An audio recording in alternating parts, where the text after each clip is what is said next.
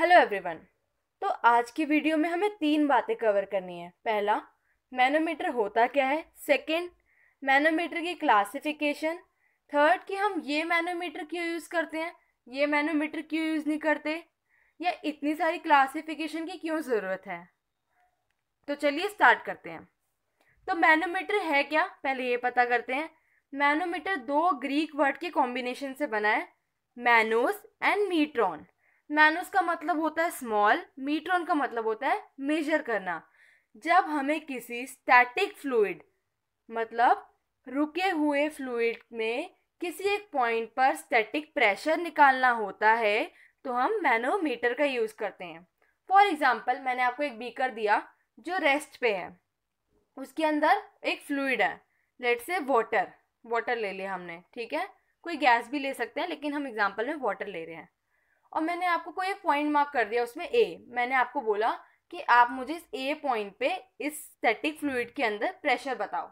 तो आप क्या करोगे, आपके दिमाग में तुरंत आ जाएगा, हाँ एक इंस्ट्रूमेंट होता है मैनोमीटर नाम का जो हम यूज़ करते हैं किसी स्टैटिक प्रेशर को कैलकुलेट करने के लिए। तो आप लाओगे मैनोमीटर, इस ए पॉइंट पे लगाओगे और उससे प्रेशर पता करोगे। तो manometer is an instrument used for measuring static pressure exerted by still. Still का मतलब स्टैटिक, लिक्विड और गैस। लिक्विड और गैस क्या है, फ्लूइड। सारे मैनोमीटर की एक कॉमन बात होती है कि वो ट्रांसपेरेंट ग्लास ट्यूब के बने होते हैं। हम उसके आर पार या उसके अंदर क्या है ये देख सकते हैं। कुछ मैनोमीटर के अंदर मैनोमेट्रिक फ्लूइड होता है, जैसे कि मरकरी। ये जो सेंटेंस है कि कुछ मतलब मैनोमीटर के अंदर मैनोमेट्रिक फ्लूइड होता है, क्यों होता है, या मैनोमेट्रिक फ्लूइड मरकरी ही क्यों लेते हैं, ये हम आगे भी डिस्कस करेंगे। लास्ट लेक्चर मैंने आपको फ्लूइड स्टैटिक के बारे में बताया था, तो मैंने उसका एप्लीकेशन बताया था मैनोमीटर। अगर कोई पूछे फ्लूइड स्टैटिक्स का एप्लीकेशन क्या है, मैनोमीटर, या कोई पूछे मैनोमीटर का प्रिंसिपल क्या है, फ्लूइड स्टैटिक इक्विलिब्रियम, सेम बात है। तो हम इसकी क्लासिफिकेशन देख लेते हैं पहले। मैनोमीटर दो टाइप के होते हैं, simple manometer, differential manometer. Simple manometer क्या होता है, जब हमें किसी एक सिंगल पॉइंट पे प्रेशर पता करना होता है किसी फ्लूइड स्टैटिक के अंदर, तो हम सिंपल मैनोमीटर का यूज करते हैं। और हमें कोई प्रेशर डिफरेंस, दो पॉइंट पे क्या प्रेशर डिफरेंस लग रहा है, डेल्टा पी, अगर वो कैलकुलेट करना होता है तो हम डिफरेंशियल मैनोमीटर यूज करते हैं। फॉर एग्जाम्पल, मैंने आपको एक बीकर दिया, उसके अंदर कोई फ्लूइड है, ठीक है, और मैंने उस पर दो पॉइंट मार्क करे हैं, एक्स और वाई। अगर मैं आपसे बोलूं कि एक्स पॉइंट पे क्या प्रेशर लग रहा है, तो आप कौन से मैनोमीटर का यूज करोगे, सिंपल मैनोमीटर, जैसे कि यू ट्यूब या पीजोमीटर या सिंगल कॉलम मैनोमीटर। लेकिन मैंने आपको बोला कि एक्स और वाई के बीच में क्या प्रेशर डिफरेंस लग रहा है, तो आप कौन सा मैनोमीटर यूज करोगे, डिफरेंशियल मैनोमीटर। अब याद कैसे रखें, सिंगल पॉइंट के लिए कौन सा है, डिफरेंस के लिए कौन सा है, तो एस से सिंपल, एस से सिंगल। डिफरेंशियल का मतलब ये डिफरेंस, डेल्टा का मतलब क्या होता है, डिफरेंस। तो डी से डिफरेंशियल, डी से डेल्टा। डेल्टा पी के लिए डिफरेंशियल मैनोमीटर, एस से सिंगल, एस से सिंपल। सिंगल पॉइंट के लिए सिंपल मैनोमीटर। सिंपल मैनोमीटर तीन टाइप के होते हैं, you tube, piezometer, single column manometer. जो सिंगल कॉलम मैनोमीटर होता है फर्दर दो टाइप के होते हैं, एक वर्टिकल होता है और एक इंक्लाइंड होता है। जो डिफरेंशियल मैनोमीटर होते हैं वो दो टाइप के होते हैं, यूट्यूब और इन्वर्टेड यूट्यूब। इस लेक्चर में हम दो मैनोमीटर डिस्कस करेंगे, दैट इज पीजो और यूट्यूब। नेक्स्ट टू लेक्चर में बाकी के जो दो बचे हैं, single column incline, YouTube inverted, ये कवर करेंगे। क्योंकि अगर हम एक साथ सारे मैनोमीटर कर लेंगे ना तो फिर कंफ्यूजन हो जाएगा। इससे अच्छा है कि हम थोड़ा करें, बट जो करें वो अच्छे से करें। तो यूट्यूब और पीजो में से पहले हम पीजो पढ़ेंगे क्योंकि वो थोड़ा सिंपल है। ये रहा पीजोमीटर। आप इस डायग्राम को देखो, क्या दिख रहा है आपको, एक पाइप दिख रही है और उसके साथ कुछ उल्टा एल, मतलब एल लेफ्ट साइड में है, ऐसा कुछ दिख रहा है। तो ये जो ये पार्ट है जो एल शेप में है, ये हमारा पीजोमीटर है। और हमने इसको एक पाइप से कनेक्ट किया है। पाइप से क्यों, क्योंकि हम मैंने आपको बोला कि एक पाइप है, उसके अंदर मैं आपको एक पॉइंट दे देती हूँ, आपको उसका प्रेशर निकालना है। क्योंकि पीजोमीटर सिंपल के अंदर आता है, मतलब एक पॉइंट का प्रेशर। एक पाइप है, उस पर किसी एक पॉइंट पे प्रेशर निकालना है। तो आप क्या करोगे, पीजोमीटर लेके आओगे, उस पर अटैच करोगे और हम प्रेशर निकालेंगे। तो क्या होगा कि इस पाइप में कोई फ्लूइड है, क्योंकि पीजोमीटर के अंदर कोई फ्लूइड नहीं है, तो ये पाइप में से जो फ्लूइड है वो पीजोमीटर के अंदर आगे बढ़ने लगेगा। तो हमें बस ये देखना है कि वो कितनी हाइट तक जाता है। जो वो हाइट होगी, हमें उस हाइट से ही पता चलेगा कितना प्रेशर क्रिएट हो रहा है। मैं आपको एक और बात बताऊं कि जो पाइप के अंदर फ्लूइड है उसका जो प्रेशर होना चाहिए वो एटमॉस्फेरिक प्रेशर से ज़्यादा होना चाहिए। क्यों? क्योंकि मान लो आप हो और आपके फ्रेंड हो, आपके फ्रेंड को आप तभी तो धक्का दे, आप दोनों एक दूसरे को धक्का दे रहे हो, आप उसे पीछे तभी धक्का दे पाओगे जब आपका दोस्त जो धक्का लगा रहा है आप उससे ज्यादा जोर से, उससे ज्यादा प्रेशर से धक्का लगाओ। तो जितना एटमॉस्फेरिक प्रेशर है उससे ज्यादा अगर हम प्रेशर लगाएंगे तभी वो फ्लूइड ऊपर की साइड जाएगा अगेंस्ट द ग्रेविटी। इसलिए जो प्रेशर है पाइप के अंदर वो ज्यादा होना चाहिए एटमॉस्फेरिक प्रेशर से। तो हमने प्रेशर का लास्ट टाइम फॉर्मूला पढ़ा था, delta P is equal to delta H rho G. Delta use करते जब 2 पॉइंट की बात हो रही थी, अभी तो यहाँ पे एक ही पॉइंट है, तो P is equal to rho G H formula हो जाएगा। और हाइट, जो भी हाइट यहाँ पे आएगी, हमने H1 लेट करी है, वो हाइट हम यहाँ पे डाल देंगे, डेंसिटी डाल देंगे जो भी फ्लूइड होगी, और G ग्रेविटी दैट इज 9.8। तो हमें प्रेशर उस पॉइंट पे पता चल जाएगा। एक बात आपको याद रखनी है कि पीजोमीटर जो है ये 90 डिग्री पे होता है। अब पीजोमीटर किस टाइप के फ्लूइड के लिए यूज होता है? लिक्विड के लिए यूज होता है, गैस के लिए यूज होता है?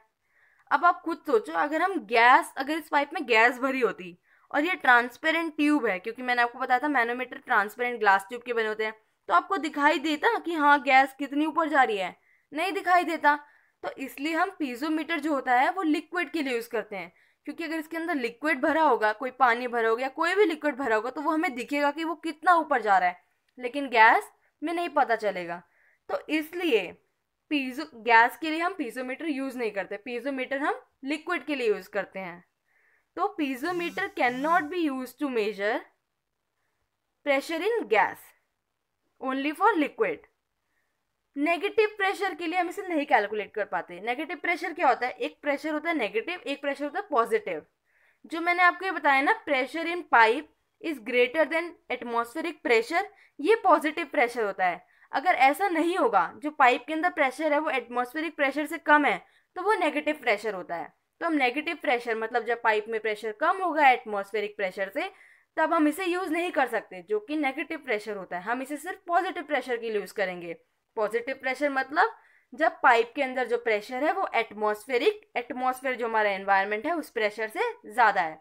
मतलब आपके पास आपको दोस्त से ज्यादा पावर है, आप उसे ज्यादा प्रेशर से धक्का दोगे। Piezometer can not be use for lighter liquid because it will require very long tube which is difficult to handle.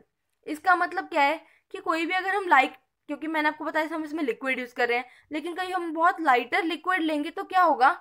Liquid बहुत लाइटर है तो वो आराम से ऊपर जाता रहेगा एच हाइट पे, और वो बहुत ऊपर तक चला जाएगा। तो हम कितनी लंबी सी ऐसे ग्लास ट्यूब लॉन्ग सी लेंगे और कितना मुश्किल होगा उसको हैंडल करने के लिए। हम इतनी लंबी सी ट्यूब लेके तो घूमते नहीं रहेंगे हर जगह, इसलिए वो लाइट लिक्विड के लिए यूज नहीं होता। ठीक है, तो अगर हमें गैस का निकालना हो तो हम क्या करेंगे? तब तो हमारा पीजोमीटर से काम तो नहीं चलेगा। तो हमने क्या करा, जो पीजोमीटर है उसमें थोड़ी मॉडिफिकेशन करी, उसकी शेप चेंज करी, उसमें कुछ ऐड करा और एक नया मैनोमीटर बनाया जिसे हम कहते हैं यू ट्यूब मैनोमीटर। अगर हमें गैस के लिए निकालना है प्रेशर, गैस पे किसी पॉइंट में, इस गैस में किस पॉइंट पे प्रेशर हमें निकालना है, तो हम यू ट्यूब मैनोमीटर यूज करते हैं। क्या करा हमने पहले इसे यू शेप का बनाया है। ये देखो आप, ये है यू ट्यूब मैनोमीटर। हमने इसे यू शेप का बनाया और इसके अंदर मरकरी डाल दी। अब मरकरी क्यों डाली वो मैं आपको बताती हूँ। पहले आप ये करो, जानो कि हम क्या करेंगे। क्या इसका हम क्या करेंगे, हमें बोला है कि एक पाइप है, उसमें एक पॉइंट है ए और उसके अंदर फ्लो रहा है गैस। तो हमें क्या करना होगा, उस गैस के लिए हमें क्या करेंगे, मैनोमीटर यूट्यूब मैनोमीटर को उठाएंगे, उस पॉइंट पे ज्वाइन कर देंगे। अब क्या होगा, इसके अंदर मरकरी भरी है। पहले आप देखो कि इस पॉइंट पे थी, ए और बी पॉइंट पे थी, और ए पॉइंट कहाँ पे, जैसे जहाँ पे वो बेंट हो रहा है वहां पे, और बी बिल्कुल उसके सामने है।